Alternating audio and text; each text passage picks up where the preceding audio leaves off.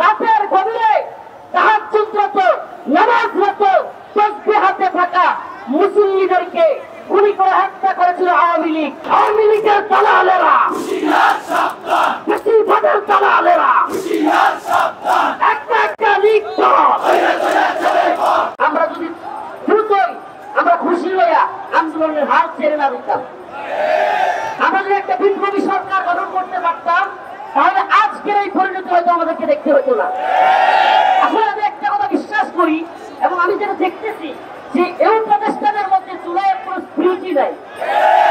আসলে আমাদের দুই চারটা ভাই ছাড়া, যারা কিনা ছাত্র উপদেষ্টা, এরা ছাড়া এই উপদেষ্টাদের কেউ হয়তো হাসিনা যদি ঠিকেও যাইতো এদের জেলেই যাওয়া লাগতো না। অতএব আমাদের বক্তব্য একেবারে পরিষ্কার, সুস্পষ্ট কথা, যে হাসিনা সাতরা চত্বরে শত শত হাজার হাজার তসবিহ ছাড়া তাহাজ্জুদরত মুসল্লিদের উপর গুলি চালিয়েছে, তাকে অবশ্যই তাকে এবং তার দলকে বিচারের আওতায় নিয়ে আসতে হবে। অনেকে বলে কেন আওয়ামী লীগকে নিষিদ্ধ করবে, আমি বলি আওয়ামী লীগকে কেন নিষিদ্ধ করা হবে না, কারণ এর অভাব নেই। রাতের গভীরে তাহাজ্জুদরত নামাজরত তাসবিহ হাতে থাকা মুসল্লিদেরকে গুলি করে হত্যা করেছিল আওয়ামী লীগ।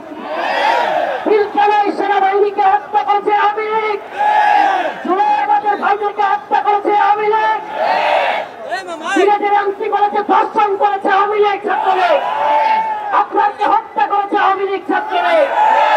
কারণের অভাব নাই। অতএব আমাদের স্লোগান একটাই, দিল্লি না ঢাকা, আপসটা সংগ্রাম,